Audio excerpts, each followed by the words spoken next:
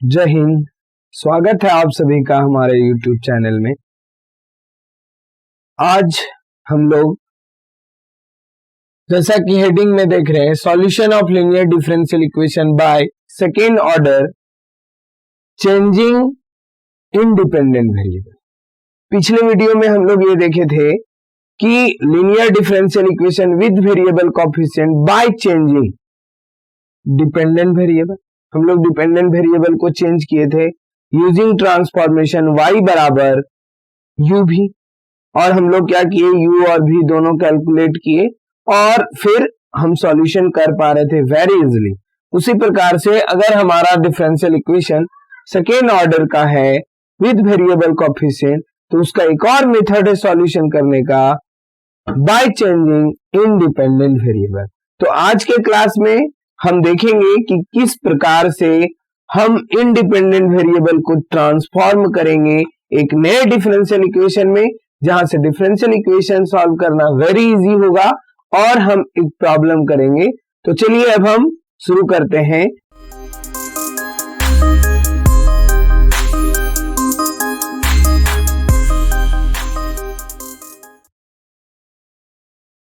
क्या है solution of linear differential equation of second order by changing independent variable. तो सबसे पहले हम एक general format second order differential equation को ले लेते हैं। Let us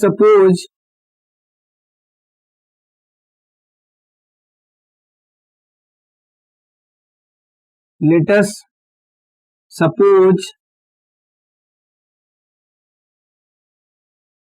a second order linear differential equation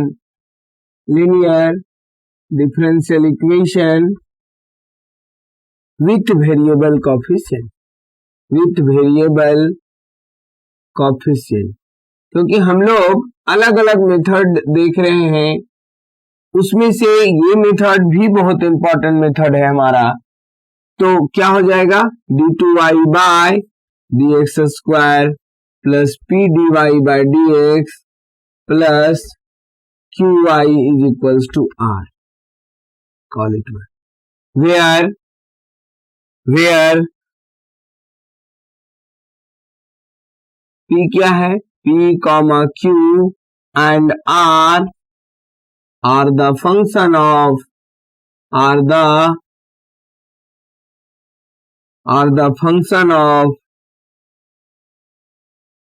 epsilon। अब हम क्या करेंगे, यहां हम ट्रांसफॉर्मेशन लगाएंगे। हम लोग इंडिपेंडेंट वेरिएबल, तो देखिए y डिपेंडेंट है, x इंडिपेंडेंट है, तो इस मेथड में क्या किया जाएगा, इंडिपेंडेंट वेरिएबल को ट्रांसफॉर्म किया जाएगा। तो let us transform, we have to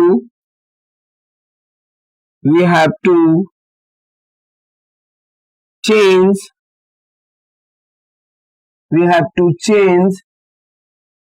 the independent variable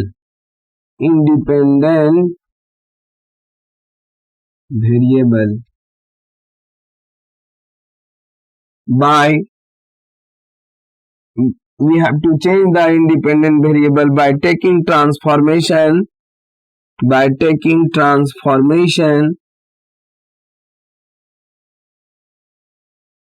क्या हो जाएगा ट्रांसफॉर्मेशन, z बराबर fx। क्या ले लिए, z बराबर fx। अब z बराबर fx ले लिए,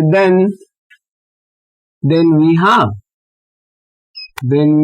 देखिए हमको क्या मिलेगा सर, हम लोग को फिर तो dy by dx d2y by dx square को रिप्लेस करना पड़ेगा। तो then we have dy by dx को क्या हम ऐसा लिख सकते हैं, dy by dz into dz bye dx। कोई दिक्कत नहीं। Again we write d2y by dx square, तो also d2y by dx square, ये क्या आ जाएगा, इसको फिर से x के रिस्पेक्ट में डिफरेंशिएट कीजिए, तो ये प्रोडक्ट रूल बनेगा। प्रोडक्ट रूल से डिफरेंशिएशन होगा यहाँ नहीं, फर्स्ट फंक्शन बाहर, सेकेंड का, तो हम क्या करते हैं कि फर्स्ट का कर रहे हैं तो dy बाय dz का ऐसा करेंगे d2y by dz square into dz bye dx, नहीं, उसके बाद प्लस इंटू ये जो बाहर किए हैं वो तो रहेगा। देखिए कंफ्यूजन की बात नहीं है, इसको क्या किए, इसका डिफरेंशिएशन कर रहे हैं, इसका डिफरेंशिएशन कर रहे हैं तो क्या होगा dy बाय dz का d2y बाय dz स्क्वायर और फिर z का x के रिस्पेक्ट में dz बाय dx, और ये तो बाहर है ना। उसके बाद plus dz bye dx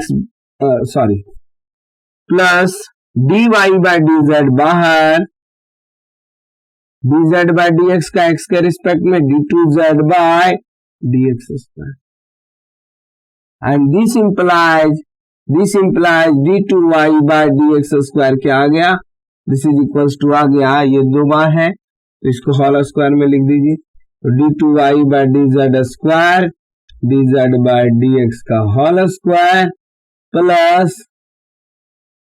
plus क्या लिखेंगे dy by dz into d2z by dx।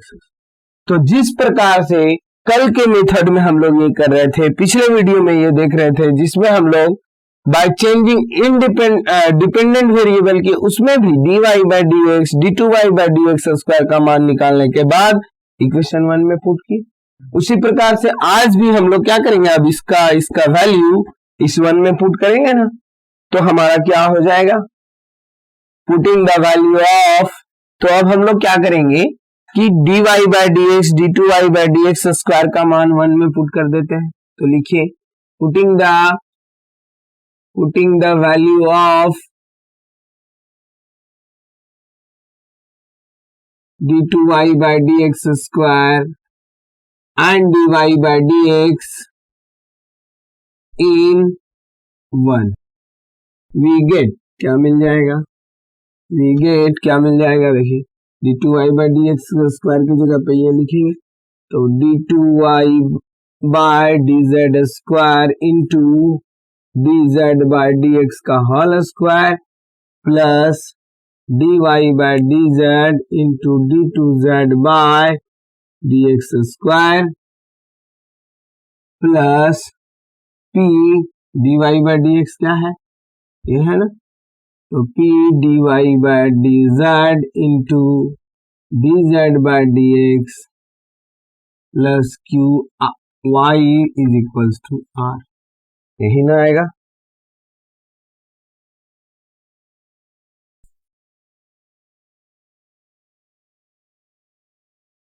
अब देखिए एक्चुअली अब हम ट्रांसफॉर्म कर लिए, तो z आ गया, y डिपेंडेंट z इंडिपेंडेंट, तो अब हम z का जो d2y बाय dz स्क्वायर है, इसका जो कोफिशिएंट उससे डिवाइड करेंगे, कल भी हम फ्री कर रहे थे, तो देखिए दिस इंप्लाइज क्या हो जाएगा d2y by dz square plus dz bye dx के होल स्क्वायर से डिवाइड कर लेंगे, तो d2z by dx square divided by dz bye dx का whole square into dy by dz plus p d by dz bye dx का whole square into dz bye dx cut जाएगा एक, plus q divided by dz bye dx का whole square is equals to into y is equals to r by dz bye dx का p के साथ dy by dz, अच्छा यहां dy by dz छूट गया नहीं, this implies d2y by dz square plus यहां से dy बाय dz कॉमन आएगा, एक ये कैंसिल कर दीजिए और कॉमन लेंगे तो क्या आ जाएगा हमारा d2z by dx square divided by, और यहाँ एक्चुअली बेस सेम है, अगर हम एक ही साथ रखें तो ये आपका आ जाएगा plus p d z by d x, अगर कैंसिल नहीं भी करते हैं तो कुछ ऐसा ही रहेगा, divided by d z by d x का whole square into d y by d z plus q by d z by d x का whole square is equals to r by d z by d x का whole square. Call it 2 1 हम लोग मान चुके हैं। अब यहां देखिए कि यहां दो केस बन सकता है। एक केस क्या है कि q by dz bye dx का होल स्क्वायर का कांस्टेंट ले लिया जाए, और एक जो हम कल कर रहे थे नॉर्मल फॉर्म में कन्वर्ट करने के लिए कि जो फर्स्ट डेरिवेटिव है उसका कोएफिशिएंट 0 ले लिया जाए। तो सबसे पहले केस फर्स्ट में हम क्या करेंगे, दोनों केस से सॉल्यूशन मिलेगा। आप केस फर्स्ट से चलेंगे तब भी सॉल्यूशन मिलेगा, केस सेकंड से चलेंगे तब भी सॉल्यूशन मिलेगा। तो हम लोग सबसे पहले केस फर्स्ट से चलते हैं। फर्स्ट डेरिवेटिव जो है dy बाई dz का जो कोएफिशिएंट है इसको हम क्या कर देंगे, 0 इक्वेट कर देंगे। थोड़ा सुविधा के लिए हम इसे कुछ सिंबल मान लेते हैं, d2y by dz square plus इसको p1 कह देते हैं, p1 dy by dz plus इसे q1 कह दिए, q1 y is equals to suppose r1। ये थोड़ा सा हमें मदद करेगा, इसे हम अगर आप 2 कहें तो ज्यादा अच्छा। अब केस फर्स्ट, केस फर्स्ट क्या ले लेंगे, सपोज p1 बराबर 0। अब जैसे p1 0 लिए तो क्या आ जाएगा, देखिए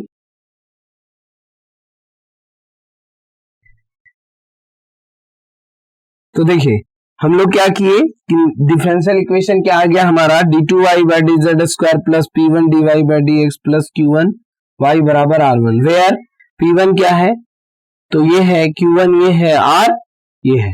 अब हम क्या करेंगे कि dy बाई dz का जो कोएफिशिएंट है, suppose p1 is equals to 0, this implies p1 क्या है, ये है।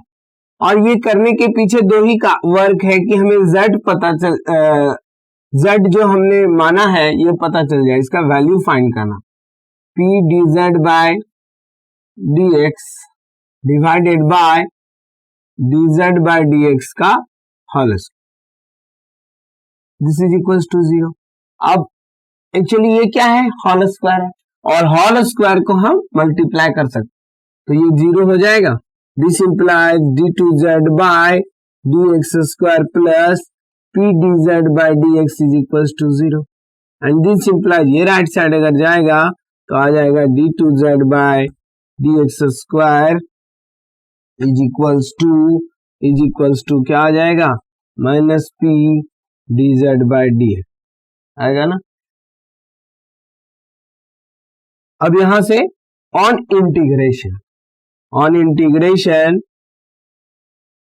इंटीग्रेशन क्या आ जाएगा हमारा, d2z बाई dx स्क्वायर को x के रिस्पेक्ट में इंटीग्रेट किए तो dz by dx, this is equals to ये minus p z minus p, लेकिन ये इंटीग्रेशन थोड़ा सा इस प्रकार से तो इंटीग्रेशन समझ नहीं है। अच्छा, दिस इंप्लाइज इसे ऐसा लिख सकते हैं, दिस इंप्लाइज देखिए इसको नीचे ले आते हैं, यहां लिख रहे हैं हम लोग,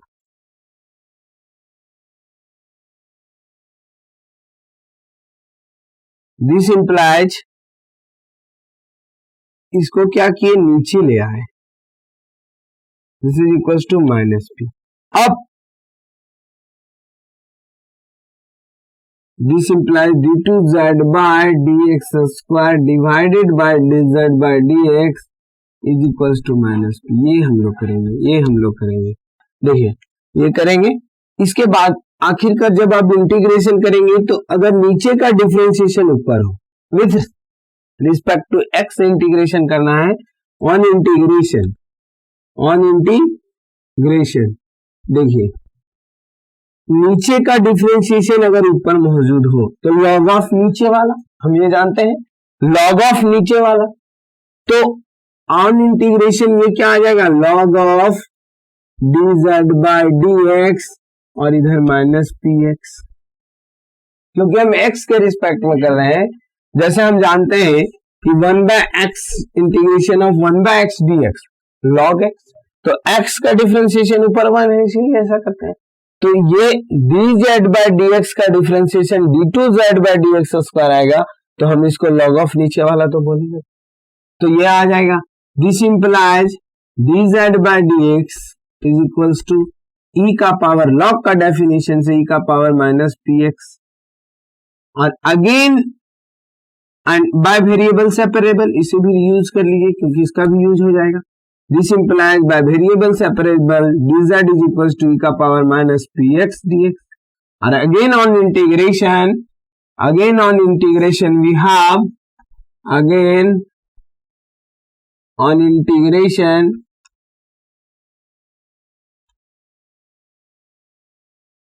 we have क्या मिलेगा, देख लीजिए, हम लोग को मिलेगा dz का इंटीग्रेशन z और e का पावर p माइनस px का क्या हो जाएगा, e का power minus px, but p से माइनस p से डिवाइड, यही ना आएगा। तो ये जो आया हमारा, अच्छा p तो फंक्शन ऑफ x है, p क्या है, फंक्शन ऑफ x है, तो हम तो ये कांस्टेंट नहीं समझ सकते, ये कांस्टेंट के केस में होगा, तो फिर हम ऐसा कर दें z बराबर इंटीग्रेशन ऑफ e का पावर माइनस px dx, ये लिख सकते हैं। इसमें लिखने में हमें कोई दिक्कत नहीं है, क्योंकि यहां से हमें कोई समस्या तो होगा नहीं। अब वैसा हम इसलिए नहीं करेंगे क्योंकि p हमारा फंक्शन ऑफ x है, ये बात का ध्यान रखना बहुत आवश्यक है। तो ये आ गया dz बाय dx और z आ गया। अब हम इक्वेशन 2 हमारा क्या हो जाएगा, इक्वेशन 2 बिकम्स, देखिए इक्वेशन 2 हमारा हो जाएगा, इक्वेशन 2 बिकम्स, इक्वेशन 2 बिकम्स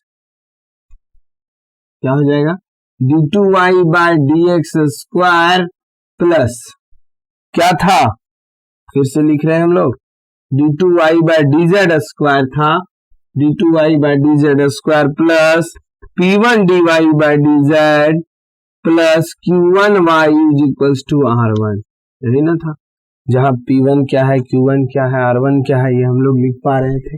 अब देख लीजिए सर कि इसका ये कोएफिशिएंट 0 कर दिए, तो ये तो पूरा वैनिश हो गया, इसमें कोई दिक्कत ही नहीं, तो बचा क्या, d2y by dz square plus q1y बराबर r1, वेयर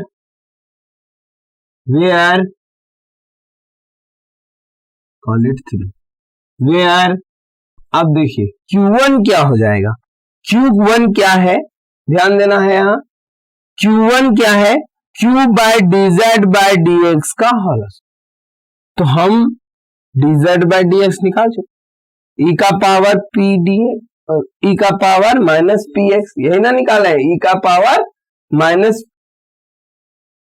px, यही ना है dz बाय dx।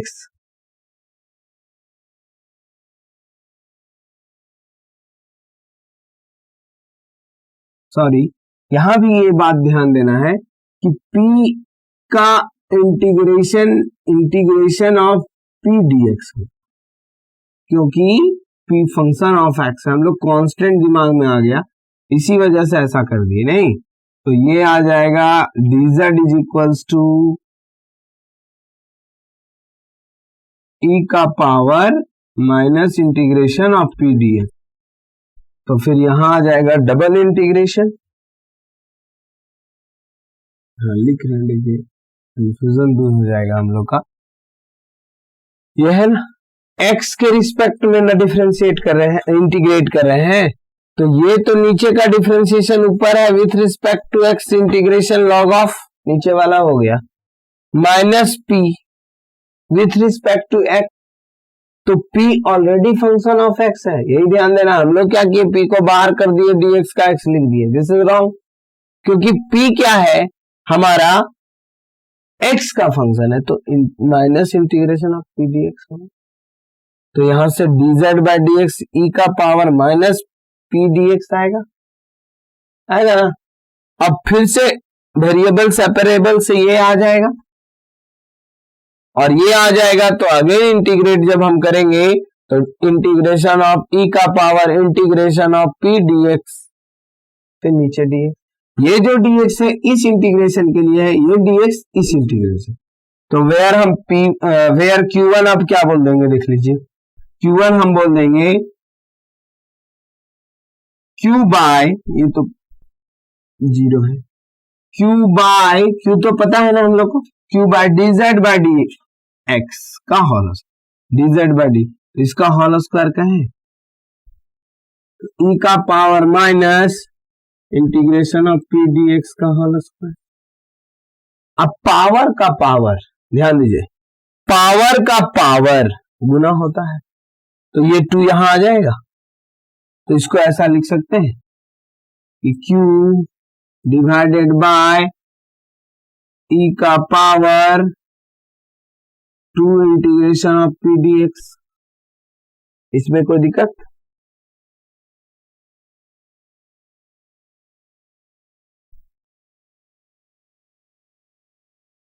लेकिन ये माइनस रहेगा, क्यों माइनस रहेगा? क्योंकि होल स्क्वायर नहीं ना हो रहा है, तो यहां से अब हम इसको लिख सकते हैं this is equals to Q divided Q into e का power 2 integration of p d x. ये आ गया हमारा Q1। अब Q1 लिख लिए, R1 क्या हो जाएगा, बगल में ही लिख देते हैं हम, R1 हो जाएगा also R1 हमारा हो जाएगा, R1 हो जाएगा क्या, R डिवाइडेड बाय था इसी तरह से इसका होल स्क्वायर, ई का power minus integration of p d x का होल स्क्वायर, और ये आपका आ जाएगा R divided R into e का पावर 2p dx, आ गया R। तो इस केस में सॉल्यूशन कंप्लीट हो गया। हम लोग क्या कर लेंगे कि इंडिपेंडेंट वेरिएबल को जैसे ही चेंज करेंगे हमारा जो डिफरेंशियल इक्वेशन है वो इसमें कन्वर्ट हो जाएगा, इसमें d2y by d z square plus Q1y is equals to R1 3।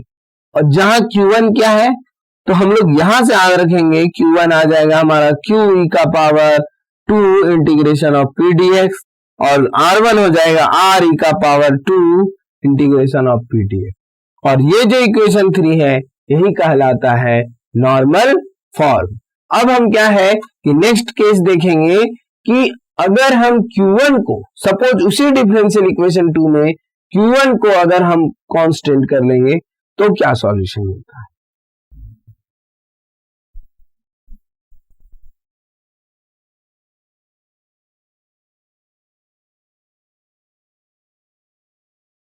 तो देखिए हम लोग क्या बोलेंगे, इक्वेशन 3 क्या है, hence equation 3 is called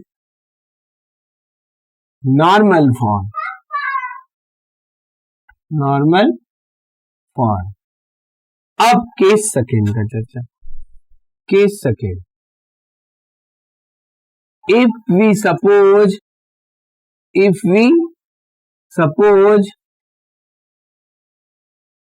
Q1 is constant,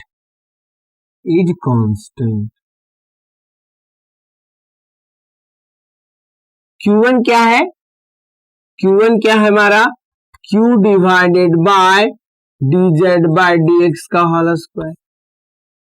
तो इसे हमने कांस्टेंट मान लिया suppose R square, this is same. तो दिस इंप्लाइज हमारा Q क्या आ जाएगा, a square into d z by d x का whole square, and this implies a लिख सकते हैं हम लोग a d z by d x का होल स्क्वायर बराबर Q, एंड दिस इंप्लाइज हम लोग क्या लिख सकते हैं, देखिए a d z by d x बराबर रूट Q। अब एक्चुअली देखिए ये दो केस करने का एक ही मकसद है कि हमें z वहां से मिल पा रहा था या वहां से भी इंटीग्रेट हो पा रहा था इजिली, और हम यहां से भी z को इजिली इंटीग्रेट कर सकते हैं इस केस के मुताबिक भी। तो अब हम प्रॉब्लम बनाने में कोई दो केस में कोई एक केस को क्या करेंगे, सिलेक्ट करेंगे अपने अनुसार, हमें जो भी सुविधा रहेगा उसके अनुसार हम लोग क्या करेंगे कोई भी केस। तो देखिए यहां भी इंटीग्रेशन करना easily, q is a function of x, तो यहां से by variable separable a dz is equals to या dz is equals to 1 by a under root q dx and on integration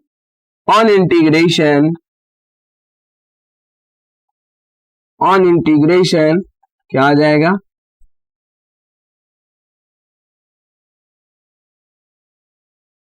क्या आ जाएगा हमारा,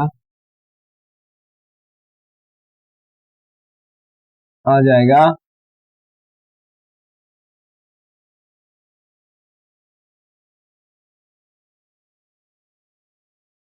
z is equals to 1 by a integration of root under q dx। नहीं, क्योंकि q is a function of है, hence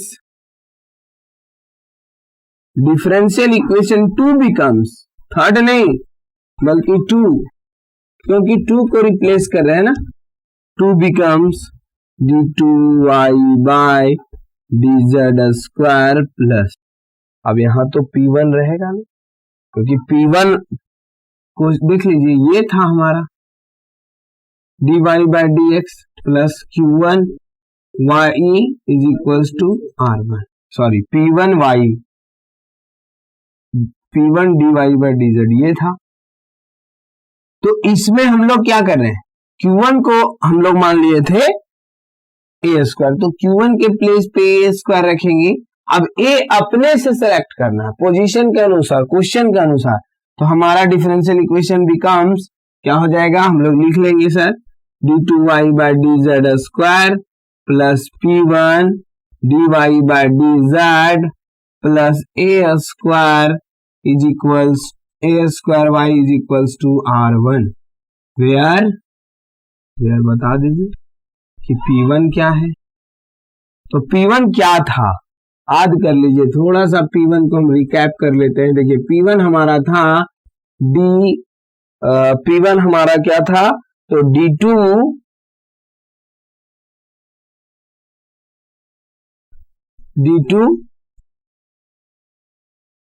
d2z by plus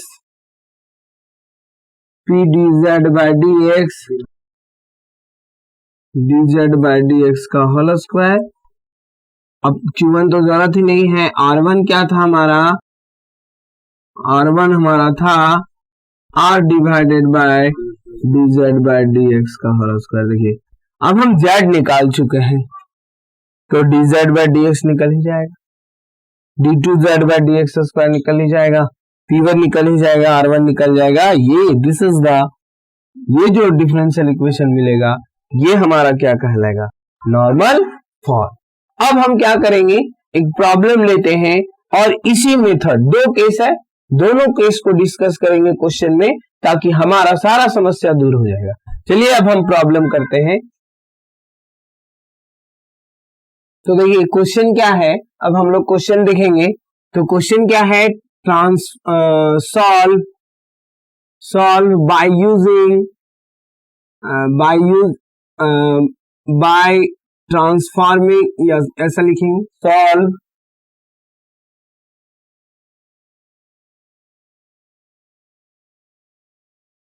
transform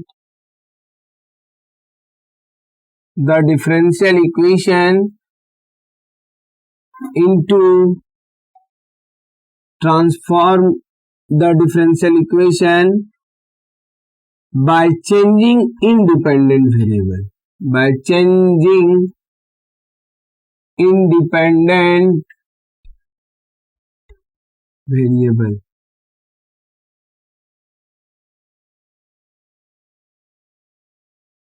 by changing independent variable, या कभी कभी रह सकता है by changing into normal form या ट्रांसफॉर्मिंग इनटू नॉर्मल फॉर्म। तो क्वेश्चन को हम देखेंगे, एक ही बात समझेंगे, ठीक है। तो क्वेश्चन क्या है,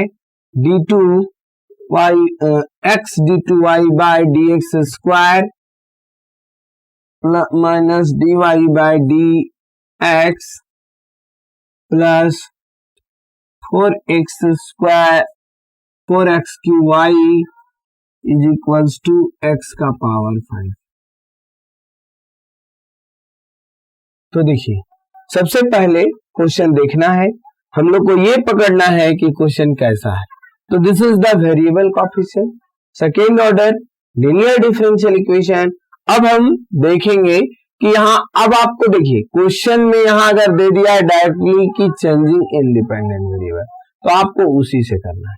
क्वेश्चन सिर्फ लिखता सॉल्व, तो आप फ्री हैं, किसी भी मेथड से कर सकते हैं, लेकिन हम लोग चेंजिंग इंडिपेंडेंट वेरिएबल से करेंगे। तो देखिए क्या करना है, सबसे पहले कंपेयर कर लेते हैं गिवन डिफरेंशियल इक्वेशन को, पी क्यू आर फाइंड कर लेते हैं क्योंकि इसका यूज होगा। तो कॉल इट 1। सॉल्यूशन लिखेंगे ऑन कंपेयरिंग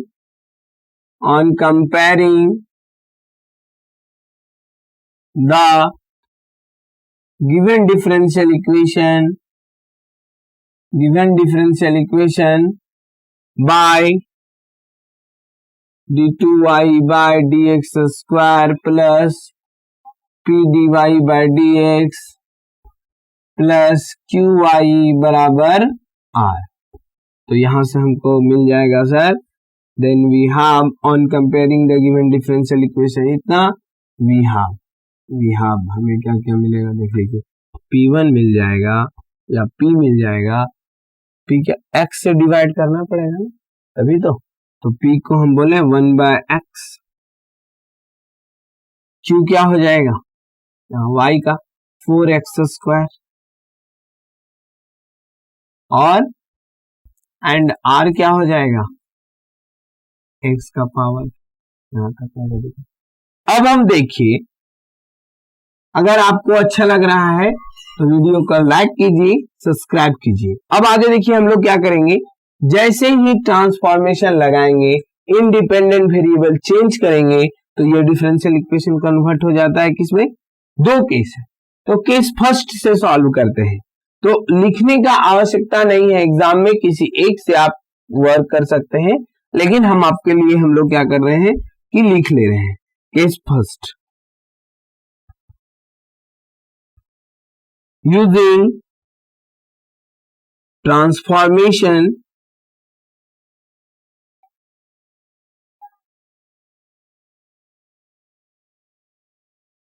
z बराबर fx, वी गेट क्या मिलता है, हमें मिलेगा d2y by dz square plus p1y plus p1 dy by dz plus q1y बराबर r1। ठीक है, अब केस फर्स्ट से अगर हम वर्क करते हैं तो हमको क्या करना पड़ेगा, P1 को 0 करना पड़ेगा। तो केस फर्स्ट में P1 0, तो P1 क्या होता है हम लोग को पता है कि P1 होता है d2z बाई dx स्क्वायर, या फिर हम डायरेक्टली इस बात को देखें, स्टैंडर्ड रिजल्ट याद रखेंगे, तो d2y by dx square plus p1 dy by dz plus q1y is equal to r1 लिखने की आवश्यकता नहीं है। हम लोग डायरेक्ट लिखेंगे फर्स्ट केस के यूज से कि हमारा रिजल्ट आता है d2y by dz square plus q1y plus q1y is equal to r1। अब p1 को सॉल्व करने की आवश्यकता नहीं, हम लोग डायरेक्टली क्या कर सकते हैं कि वेयर q1 क्या है, सबसे पहले वेयर q1 देखो, q1 क्या रहता है हमारा q divided by dz bye dx का होल स्क्वायर, यही ना रहता है q divided by dz bye dx का होल स्क्वायर। तो q डिवाइडेड बाय, या फिर स्टैंडर्ड रिजल्ट हम लोग ये लिख पा रहे थे कि q e का power integration of 2p dx, यही था क्या, तो this is equals to q क्या है,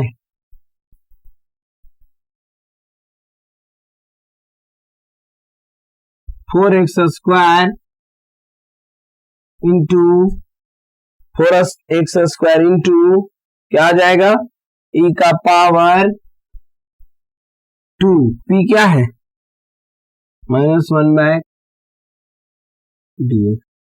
तो यहां से 4x स्क्वायर e का पावर -2 बाहर log x 1/x का इंटीग्रेशन है ना। अब this implied this is equals to ये पावर ऊपर चला जाएगा तो 4x स्क्वायर e का पावर log ऑफ x का पावर -2 बोले। अब log का बेस ये है, ये बेस ये है, ये log खत्म हो जाता है तो 4x स्क्वायर इंटू x का पावर -2 यहां से 4 आ गया तो Q1 का मान क्या हो गया 4। Q1 का मान 4 हो गया। अब हम क्या निकालेंगे R1। तो R1 also R1 क्या होता है R e का पावर 2pd है। तो देखिए हमें ये बात का ख्याल रखना है कि क्वेश्चन जब कन्वर्ट होता है इसमें इस मेथड में तो जैसे फर्स्ट केस यूज करते हैं ये डिफरेंशियल इक्वेशन आता है तो हमें Q1 और R1 को दिमाग में रखना है कि Q1 किस में कन्वर्ट होता है Q इंटू e का power 2 integration of p dx। P Q सब मिला हुआ है इजिली कर सकते हैं। यहां से भी हम लोग देख सकते हैं कि हमारा जो आ जाएगा this is equals to R क्या है x का पावर 4 और ये तो वही सॉल्यूशन है जो यहाँ है तो क्या हम डायरेक्टली x का पावर -2 लिख दीजिए। देख लीजिए ये जो सॉल्यूशन है इसका जो ये सॉल्यूशन है वो यही है ना, यही ना है। तो सॉल्व करते आएंगे तो यहाँ पे पहुंचेंगे तो वी राइट e का power 2 integration of p dx is equals to x का पावर -2। इधर ध्यान दिया जाए नहीं कहीं कोई दिक्कत तो इसको हम x स्क्वायर बोल सकते हैं कि हमारा R1 आ गया दिस इंप्लाइज R1 आ गया क्या आ गया x स्क्वायर। तो देखिए R1 मिल गया Q1 मिल गया तो पुट कर देंगे इस डिफरेंशियल इक्वेशन में। इस डिफरेंशियल इक्वेशन में जैसे ही पुट कर देंगे तो एक ऐसा डिफरेंशियल इक्वेशन मिलेगा जिसको सॉल्व करना इजीली है with variable with constant coefficient. देखिए हेंस इक्वेशन 2 बिकम्स हेंस या फिर ऐसा लिख देंगे पुटिंग द वैल्यू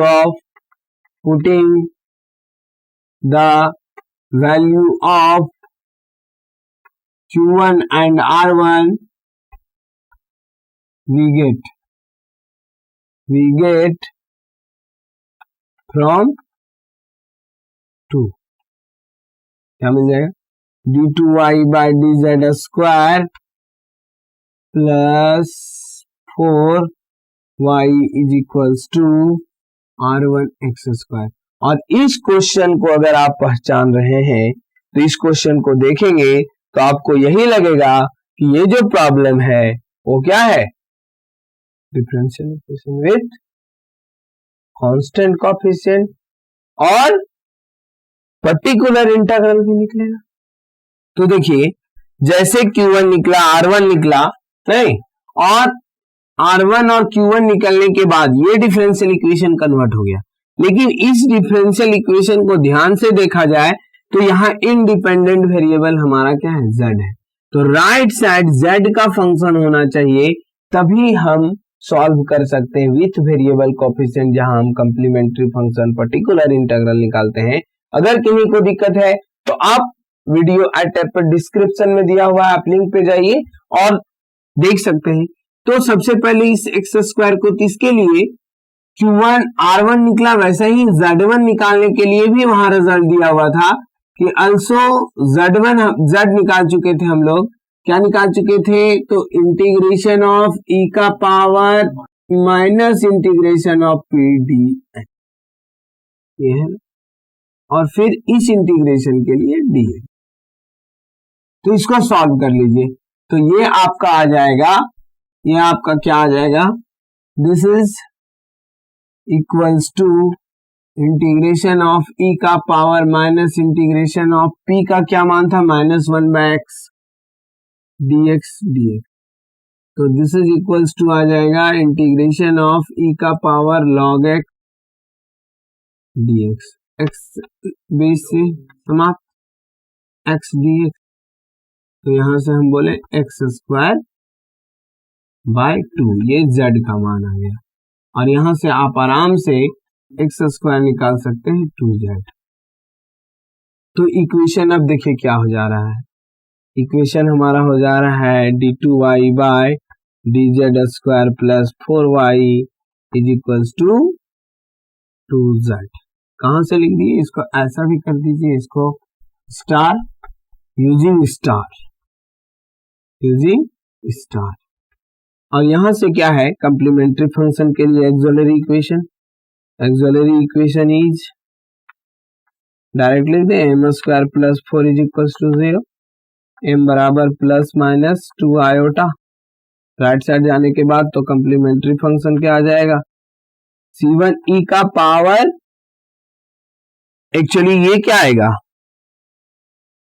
इस फॉर्म में है ना, alpha plus minus iota beta, complex cube root आया ना, तो क्या होता है e का पावर अल्फा x, तो अल्फा z, तो अल्फा 0 है, तो और फिर C1 cos बीटा यानी 2z plus C2 sin 2z, ये आ गया कॉम्प्लीमेंट्री फंक्शन। अब हम क्या करेंगे, पर्टिकुलर इंटीग्रल निकाल लीजिए, तो पर्टिकुलर इंटीग्रल क्या आ जाएगा 1/fd, नहीं क्योंकि ये एक्चुअली किस प्रकार से कन्वर्ट हो गया, d square plus 4 into y बराबर 2z, जहां d क्या है differential operator, d by dz, यही ना है, तो देखिए तो 1/fd, this is d square plus 4 और ये 2z, तो ये क्या प्रोसेस है, यहाँ लोवेस्ट डिग्री टर्म कॉमन, नहीं लोवेस्ट डिग्री टर्म कॉमन, जिन्हें भी कोई दिक्कत है आप विद कांस्टेंट कोएफिशिएंट का वीडियो डिस्क्रिप्शन में है, आप जाके देख लीजिए, नहीं और कोई भी दिक्कत होने पे कमेंट करके आप पूछ सकते हैं। तो 2 बाहर कर लेंगे और 1/4 यहां से कांस्टेंट लोवेस्ट डिग्री टर्म, तो 1 plus D square by 4 into Z, और यहां से आ गया 1/2, ये ऊपर चला जाएगा, तो 1 प्लस डी स्क्वायर बाय 4 का पावर -1 जेड। और हम लोग जानते हैं, क्या जानते हैं, तो ये एक रिजल्ट होता है 1 प्लस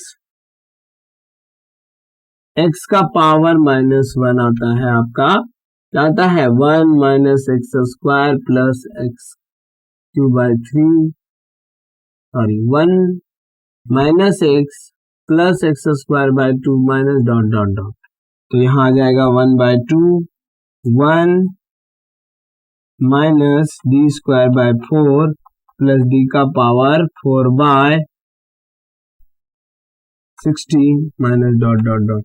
हमें कहां तक लेना होता है, d का पावर जहां z का पावर, तो यहां तो d स्क्वायर ही है, ऐसे फिनिश कर जाएगा, तो हम इसको बोल सकते हैं कि दिस इंप्लाइज हमारा पर्टिकुलर इंटीग्रल आ गया, डायरेक्ट 1/2 z बोल दे क्योंकि बाद बाकी 0 हो जाएगा, तो pi मिल गया 1/2 z, तो जैसे z तो मिला ही हुआ है, pi मिल गया, cf मिल गया, तो सॉल्यूशन बिकम्स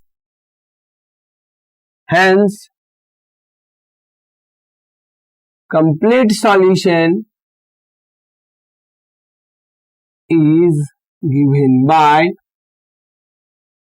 क्या आ जाएगा y बराबर cf प्लस pi, और cf हमारा है complementary function c1 cos 2z plus c2 sin 2z और 1/2 z, और z को रिप्लेस कर लेंगे क्योंकि हमें सॉल्यूशन किसका लाना है 1 का, तो सॉल्यूशन आ जाएगा y बराबर final solution c1 cos 2z का मान x स्क्वायर, तो c1 cos x square plus c2 sin x square,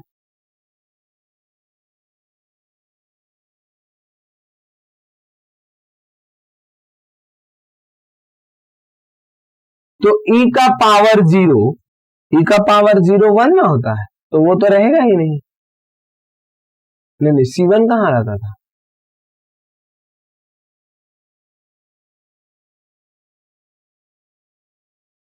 बहुत बार अलग अलग डिस्टिंक्ट के लिए अलग, ये कॉम्प्लेक्स क्यूब का है। और z हो गया x²/2 आणि x²/4। This is the final solution. This is the final solution of the given differential equation. तो ये जो है हम फर्स्ट मेथड से किए। तो एक्चुअली क्या है, फर्स्ट मेथड ज्यादा इजी है सेकेंड मेथड के मुताबिक। अब हम लोग सेकेंड मेथड करने की आवश्यकता बहुत ज्यादा है नहीं, आप अगर करना चाहेंगे तो कर सकते हैं, किसी भी डाउट होने से आप कमेंट में पूछिए। और ये जो क्वेश्चन है एग्जामिनेशन पॉइंट ऑफ व्यू से आप इस प्रकार का अन्य भी क्वेश्चन कर सकते हैं। Thank you for watching. अगर आपको वीडियो बहुत अच्छा लगा है तो आप लाइक सब्सक्राइब जरूर करें और बेल आइकन को दबाइए। जय हिंद, धन्यवाद।